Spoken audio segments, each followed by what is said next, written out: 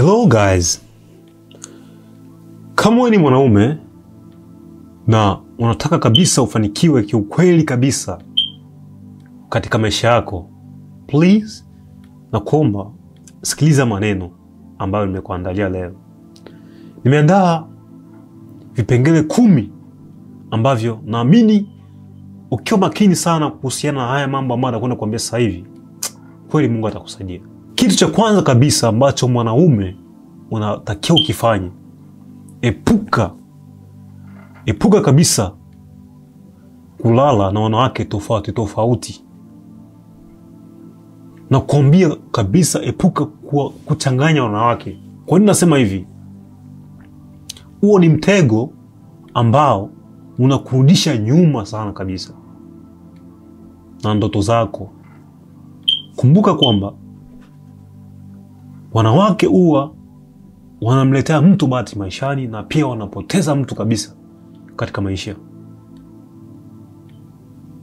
Huo ni mtego mkubwa sana ambao unakwenda kuangusha wewe katika maisha yako. Kitu cha pili, epuka ponyento. Epuka kujichua. Ukiwa mtu ambaye umezoea sana kufanya kitendo kama hicho, cha kwanza huwa mtu anakosa nidhamu. Huwa inapunguza nidhamu yako ya ndani kwa ndani.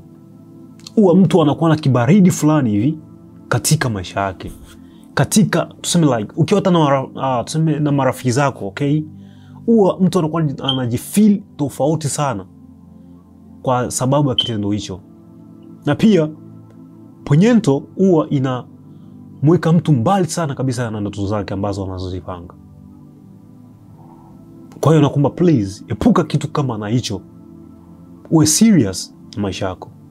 Kitu cha tatu, epuka kesi ambazo sio za msingi. Epuka kesi ambazo sio za msingi kabisa. Kwa sababu kuna kesi zimoja ukizisikia mpaka mwenyewe unacheka. Kesi yani zinapoteza kabisa amani ya maisha yako. Kesi zinakula muda. Kesi zinakula pesa. Kesi inapoteza kabisa amani ya maisha yako. Kwa hiyo kama ni mwanaume, epuka vitu kama na hivyo. Epuka kesi ambazo sio za maana, yani sio za msingi, epuka. Namba 4, acha kabisa kuambia watu mipango yako. Namaanisha plan. Acha kabisa kumwambia mtu yoyote yule plan ambayo unaipanga. Kwa sababu wachache watakuombea mema, wengi sana watakuombea ufail. Kwa sababu unajua kama sio kila mtu ambaye anaweza kufurahia wewe ufanikiwe. Maana wewe ukifanikiwa wengine wanaumia. Kwa hiyo ukiona plan yako, okay? Keep quiet. Be serious. Acha ukifanikiwa yale mafanikio yako yapige kelele. Sio wewe ndio mwambie kila mtu, "Oh, napenda nifanye." No, bro. Utaanguka kesho. Please, be serious. Namba 5, epuka marafiki ambao hawana maono. Epuka marafiki ambao make plan. Brother, utashukuru. Epuka marafiki ambao afikiri kitu chochote kile ambacho wengine wanakifanya, mfano kama vile like maendeleo. Epuka watu kama nao. Hao watu watakwenda kurudisha nyuma sana katika maisha yako. Kumbuka kwamba wanaweza kukuambukiza hiyo tabia. Kwa hiyo ni vema na unashauriwa epuka kabisa. Tena kimbia, kwa sababu hao watu watakurudisha nyuma sana na watakuambukiza tabia. Please na kuomba epuka watu kama nao. Namba 6, uwe na nidhamu ya pesa. Ukiwa na nidhamu ya pesa, acha matumizi ya kiolela. Acha matumizi ya kiolela.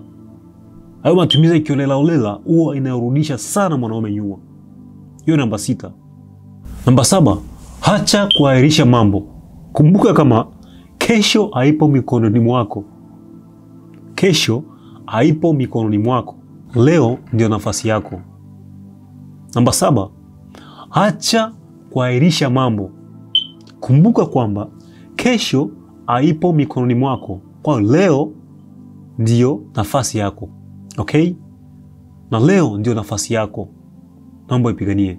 Namba 8, epuka wivu. Epuka wivu kwa sababu safari yako ni ya kipekee sana. Acha kujilinganisha na watu wengine. Uache kujilinganisha na watu wengine. Namba 9, epuka hasira za haraka. Epuka hasira za haraka kwa sababu hasira ni kitu ambacho kinachovunja kabisa heshima ya mtu na hata pia maamuzi. Hasira ni kitu kibaya sana. Namba 10, epuka tamaa ya pesa ya haraka. Mwanaume ni kutafuta. Epuka tamaa ya pesa ya haraka kwa sababu njia za mkato zina gharama kubwa sana nyuma yake. Njia za mkato zina gharama kubwa sana nyuma yake.